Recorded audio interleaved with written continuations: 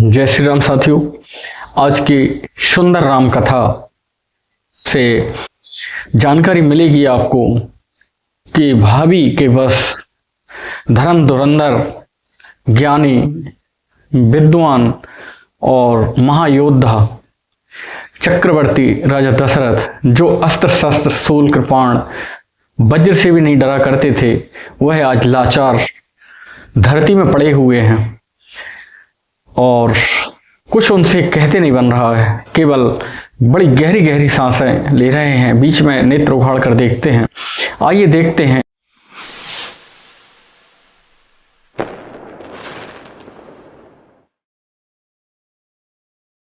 आगे दीख जरा तेरे से भारी, मनहु रोस तरे बारी उगारी, मोटे को बोधि धार निठुराई, धरी कुबेरी शान बनाई।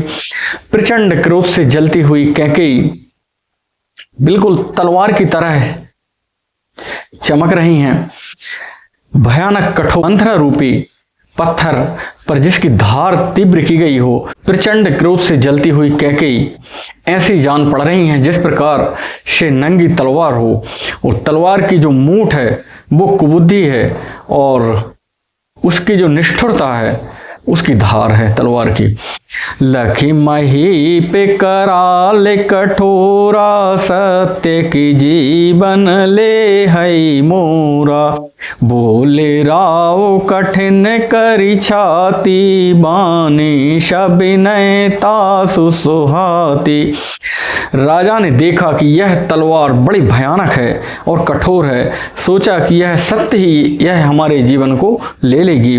छाती कड़ी करके बहुत ही नम्रता के साथ उस कैकेयी को प्रिय लगने वाली वाणी बोले हैं राजा चक्रवर्ती दशरथ।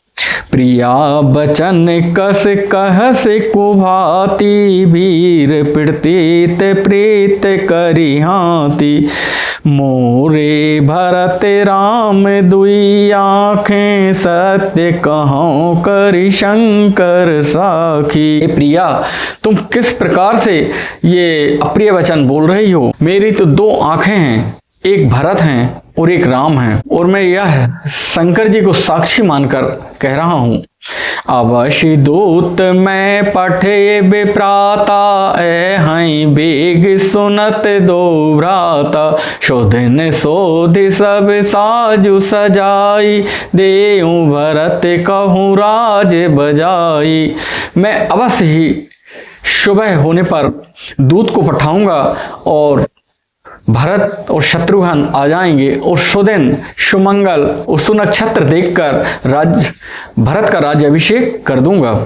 लोभे न राम ही राज करे, बहुत भरत पर प्रीत, मैं बड़े छोटे विचार जिये, करते रहो नृपनीत। राम को एक रंच मात्र भी लोभ नहीं है राज्य का, वो उस भरत पे बहुत अधिक उसकी प्रीति है, और मैं तो केवल ये रघुकुल की रीति को देखकर बड़े छोटे का विचार करके, क्योंकि हमारे कुल में ये प्रथा रही है कि जो बड़ा होता है उसी को राज्य दिया जाता है, उस राजनीति का मैं पालन कर रहा था। राम शपथ सत्य कहूँ स्वभाव, राम मात कछु कहूँ न काहू, मैं शबुकीन तो हे बिनु पूछे, ते ही ते पर्याहूँ मनोरथ छूछे। राम की शपथ खाकर मैं कहता हूं कि इस सारे प्रसंग में राम की मां ने कुछ भी नहीं कहा है। हाँ, एक गलती जरूर मुझसे हो गई है कि मैंने आपके बगैर पूछे यह सारा कार्य किया है, इसलिए मेरे मनोरथ पूर्ण नहीं हो पा रहे हैं। ऋषि परिहरु अब मंगल साजो, कछु दिन गए भरत जो बिराजू, एक कहीं बात मोहे दुख लागा, बर दूसर असमंजस मा मांगा। अब क्रोध छोड़ दो और अच्छे वस्त्र पहन लो, सुंदर गहने पहन लो, कुछ ही दिन बाद भरत राजा बन जाएंगे। हाँ, लेकिन दूसरा जो वर तुमने मांगा है उसमें मैं असमंजस में पड़ गया हूँ, थोड़ी सी उसमें अड़चन है। अजाहूँ हृदय जरत ते ही आचार से परिहास की साँचो साँचा, कहु तजिरो से राम अपराध सब को कहें राम सुठ साधु। उसकी आंच से, जो दूसरा वर मांगा है उसकी आंच से मेरा हृदय अभी तक जल रहा है। सच सच कहो कि तुमने यह मजाक में कहा है कि सत्य कहा है, क्योंकि जो भी लोग नगर के पुरवासी हैं सब राम को साधु कहा करते हैं कि राम तो बहुत ही साधु हैं। तू सरहसी करसी स्नेहु, अब सुनि मोहे भयउ संदेहु, जासु स्वभाव वरै अनुकूल, सो किमि करहि मातु प्रतिकूल। तू स्वयं भी राम को बहुत अधिक चाहा करती थी, लेकिन आज मुझे ये लग रहा है कि वह स्नेह झूठा था, यानी वह स्नेह जो तुम करती थी वह झूठा था। मुझे आज संदेह हो रहा है तुम्हारी प्रशंसा और स्नेह कहीं झूठे तो ना थे। जिसका स्वभाव शत्रु को भी अनुकूल है वह माता के प्रतिकूल आचरण क्यों करेगा। प्रिया हास्य से परिहर हैं, मांगू विचारो विवेक, जेहि देखो अब नयन भरे, भरत राजे अभिषेक। हे प्रिय, हंसी और क्रोध छोड़ दो और विवेक या उचित और अनुचित को विचार करके वर मांगो, नेत्र भरकर भरत का राज्य अभिषेक देख सकूं। जिए मीन बरुबार बिहीना, मनि बिनु फनक जिए दुख दीना, कहाऊं स्वभाव न छल मन माही, जीवन मोर राम बिनु नाही। एक चोट मछली बिना पानी के रह सकती है, सर्प बिना मणि के रह सकता है, पर मैं बिल्कुल भी छल के साथ नहीं बोल रहा हूँ। केवल राम मेरे जीवन के आधार हैं, यदि राम नहीं होंगे तो मेरा जीवन भी नहीं होगा। समझ देख जिए प्रिया प्रवीणा, जीवन राम दरस आधीना, सोनि मृदु बचन कुमति अति जराही, मानहु अनल आहुत घृत परही। हे चतुर प्रिय, यह जान लो, यह समझ लो कि यदि मुझे राम के दर्शन ना होंगे तो मेरा जीवन संभव नहीं है। यह सुनकर कैकेयी का हृदय जल उठा है। इस प्रकार से हम अग्नि में आहुति डालते हैं और घी पाकर अग्नि और भड़कने लगती है। इसी प्रकार से कैकेयी का क्रोध और भड़क गया है।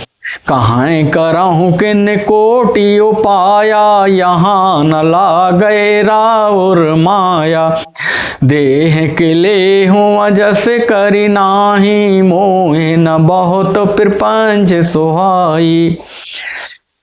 कैकेयी कहती हैं, आप करोड़ों उपाय क्यों ना करें, आपकी कोई माया चलने वाली नहीं है। केवल आप तो ये बताएं कि आप वरदान दे रहे हैं या नहीं दे रहे हैं। नहीं दे रहे हैं तो अबजस के आप भागी होंगे।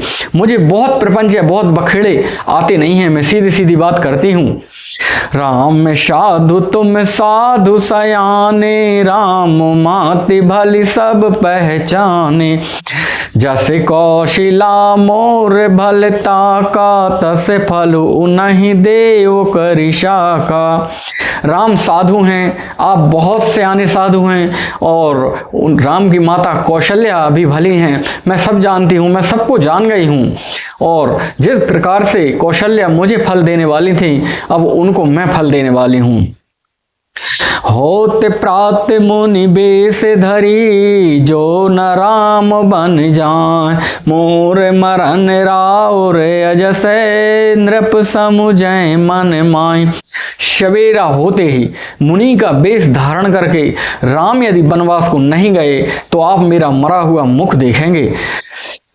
अस कही कुटिल भई उठ ठाणी, मानहु रोष तरंग निबाड़ी, पाप पहाड़ प्रगट भई सोई, भरी क्रोध जल जाए न जोई। ऐसा कहकर कुटिल कैकेयी उठकर खड़ी हो गई है। ऐसा लगता है जैसे पाप रूपी पहाड़ से एक कुटिल नदी निकल आई हो, क्रोधाग्नि की नदी निकल आई हो, जो देखने में बहुत ही खराब लग रही है, देखा नहीं जाता है।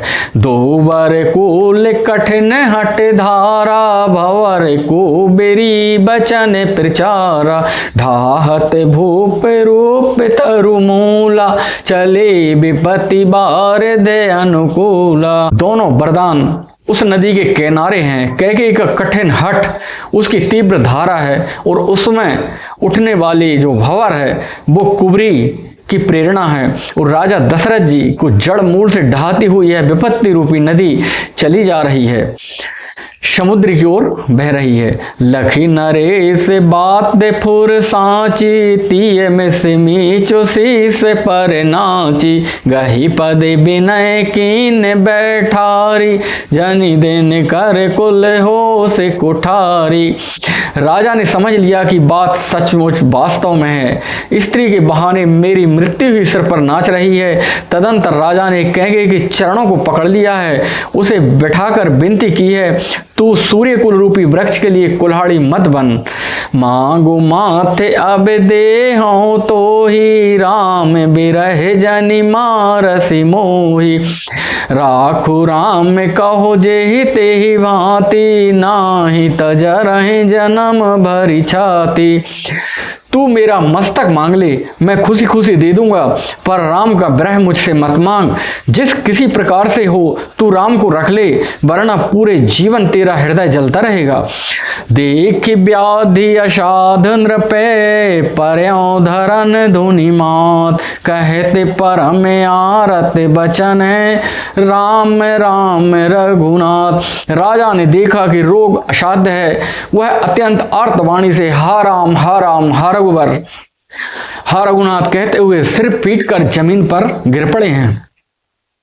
व्याकुल राव से थिल सब गाता, करनि कल्प तरु मनहु निपाता, कंठ सुख मुख आवे न बानी, जनु पाठे न देन बिनु पानी। राजा व्याकुल होकर धरती पर गिर पड़े हैं, उनका शरीर शिथिल हो गया है, और मानो ऐसा लग रहा है जिस प्रकार से एक हथनी ने कल्प वृक्ष को उखाड़कर फेंक दिया हो।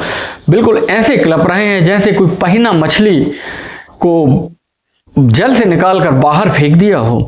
पुनि कहु कटु कठोर कैकेयी, मनहु धाय महु माहुर देई, जो अंतहु से कर तब रहूं, मांगू मांगू तुम के ही बल कहूं।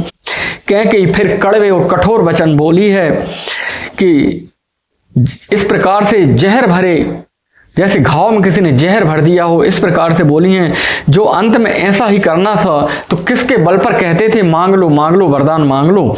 दुई के हो ये एक समय भुआला, सब ठट्टाए फुलाओ बेगाला, दानी कहा ओबे अरु कृपे नाई, होई कि खेम कुशल रोताई। हे राजा, ठठाकर हंसना और गाल फुलाना दोनों एक साथ नहीं हो सकते हैं। एक साथ ये भी नहीं हो सकता कि दान करना भी चाह रहे हैं आप और कंजूसी भी करना चाहते हैं, यानी कि कृपणाई करना चाहते हैं। क्या राजपूती में क्षेम कुशल भी नहीं रह गई है? लड़ाई यदि आपको लड़नी है, बहादुरी आपको दिखानी है, तो घाव भी आपको सहने होंगे। छाड़ा हूँ बचन की धीरज धरा हूँ, जनिया बिलाज मी करुणा करहूँ, तनु तीय तनय गाम धनु धरनी, सत्य छंद कहु तन समबरनी। या तो वचन या प्रतिज्ञा का पालन कीजिए या धैर्य धारण कीजिए, यह असहाय स्त्रियों के भांति रुदन मत कीजिए, रोइए पीटिए नहीं। सत्य व्रती के लिए तो शरीर, स्त्री, पुत्र, घर, धन, पृथ्वी सब तिनके के बराबर होते हैं। मरम बचन सुनि राय कहे, कहु कछु दोष न तोर, लाग्या हूँ तोहे पिशाच जिमी, कालु कहावत मोर। कैकेयी के मर्म भेदी वचन सुनकर राजा ने कहा कि तेरा इसमें कुछ भी दोष नहीं है। जो पिशाच मेरी मृत्यु को लेके आया है वह तुझसे यह कहला रहा है, चाहते न भरत भोप तही भोरे, विधि बसे कुमते बसे जिय तोरे, सो सब मोर पाप परिणामो, भयाहू कुठाहर जही विधि बामू।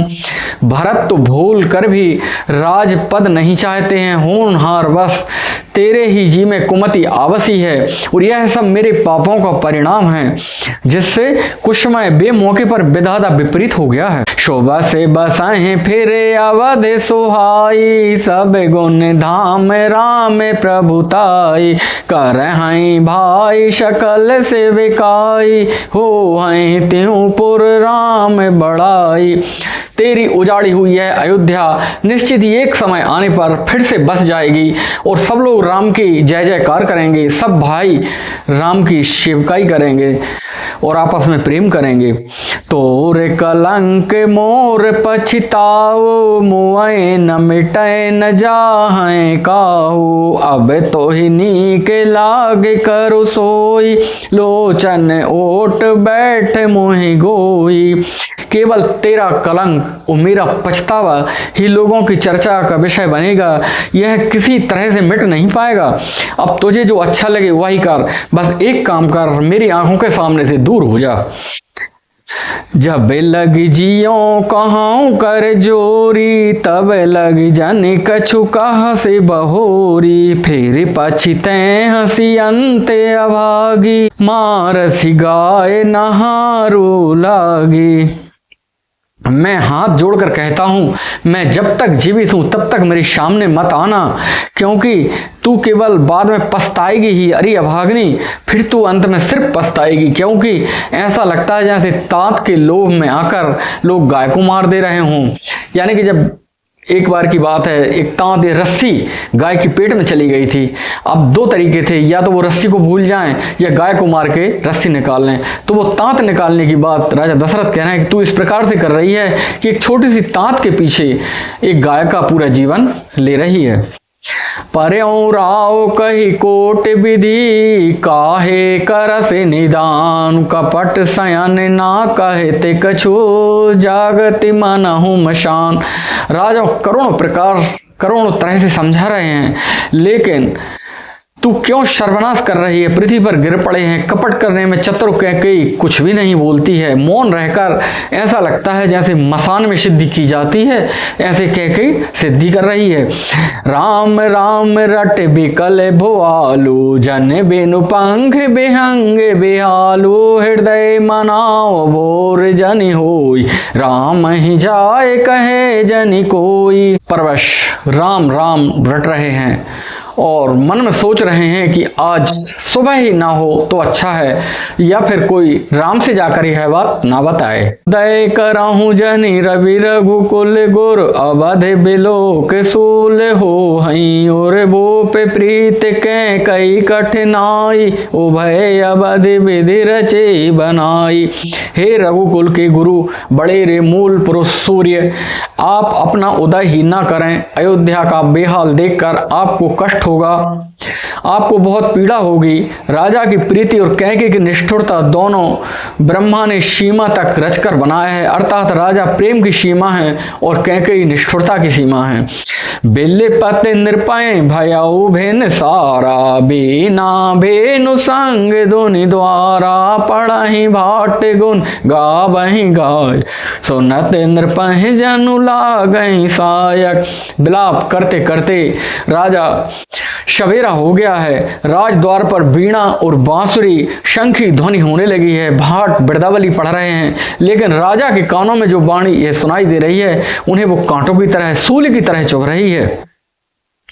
मंगल सकल सुहाती न कैसे, सहेगा में नहीं विभूषण जैसे, तेहि निस नींद परी नहीं काहू, राम दरस लाल सा उछाहू। राजा को ये शब्द मंगल साज बिल्कुल अच्छे नहीं लग रहे हैं। जिस प्रकार से पति के साथ सती होने वाली स्त्री के शरीर पर आभूषण अच्छे नहीं लगते हैं, और राम का राज्याभिषेक होने की खुशी में कोई भी लोग सोए नहीं थे। इसी प्रकार से राजा दशरथ भी और माता कैकेयी भी पूरी रात्रि जागरण किया है। द्वार भीर सेवक सचवे कहाँ उदित रवि देख, जाग्या हूँ अजाऊं न अवधपति कारण कवनु विशेष।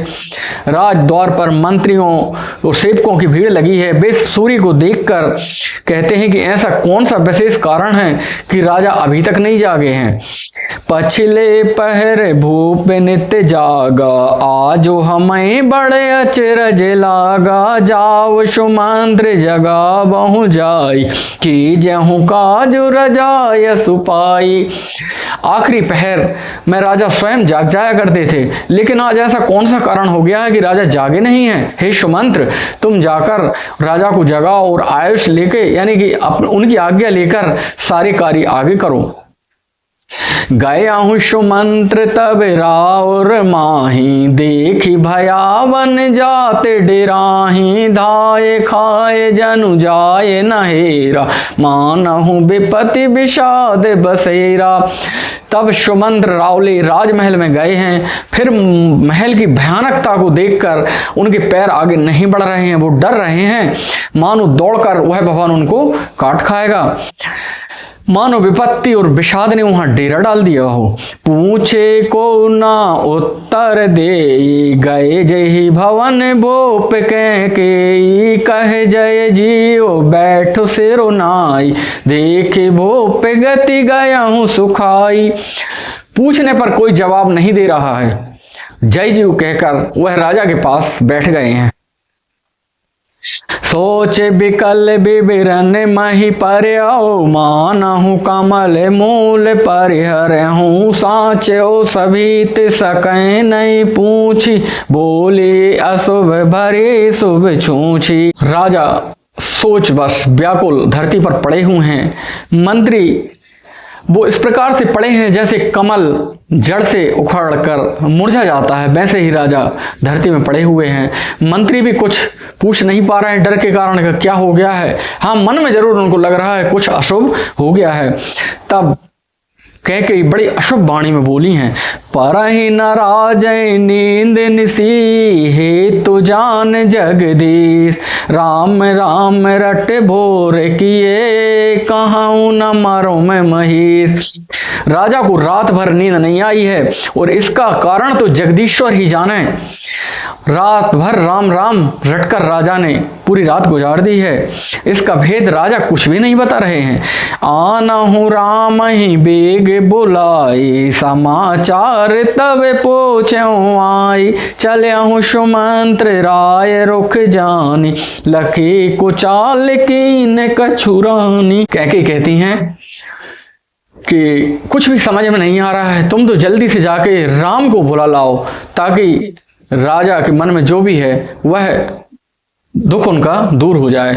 तब सुमंत्र राम को बुलाने चले हैं और